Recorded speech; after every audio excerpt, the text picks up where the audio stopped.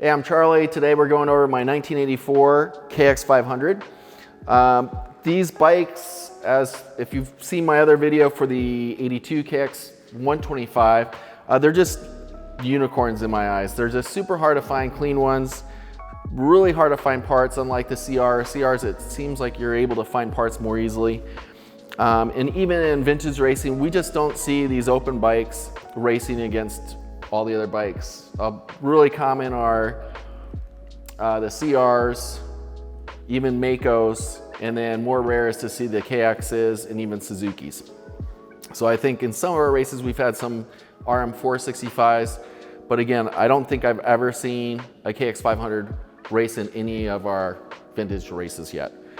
So very rare bike.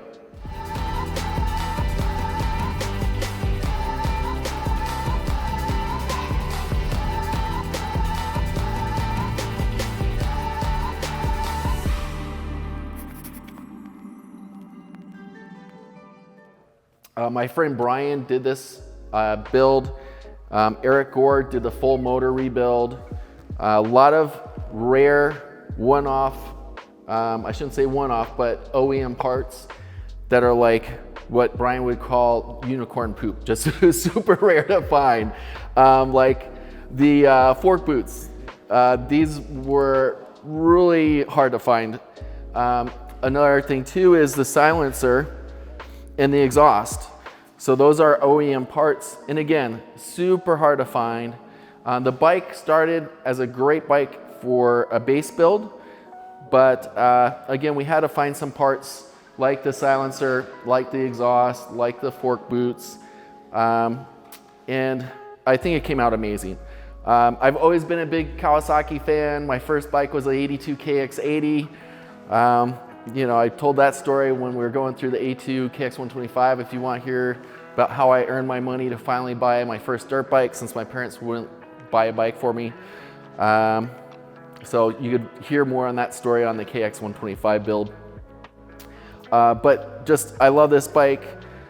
I think he crushed it. I think it looks amazing. Do you race this one or do you keep it in the collection? Yeah, this one, I would be scared to race. Just because it's so hard to find parts. And to be honest, this bike's so clean, and I race a 83 CR 480, which is actually that one right there. This bike's been such a great bike, and it's so easy to get parts for it. It just wouldn't make sense for me to race that.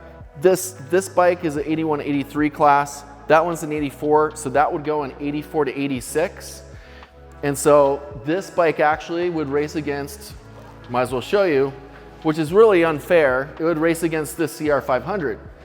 And that's another reason why I wouldn't race it. This bike's just such a better bike for racing. It's just a beast. That bike weighs about 230, 240, 63 horsepower. But again, I'd rather race the CR 500 than the KX 500. It just handles amazing. It's just such a great bike.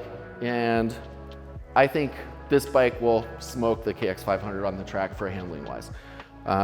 Maybe power delivery might be smooth. I've never ridden one, so I shouldn't say that I would smoke it, but it's just, this bike, you can't beat it. So these two bikes would fall 84 to 86 class for vintage racing. If I ever sell that, hopefully it goes to somebody that's gonna collect it, just because it's in such great shape. If they want to race it, they're more than welcome to. But I think it's hard pressed to race that against probably the CR 500. So, in my eyes. But we're all over the place, aren't we, on this video?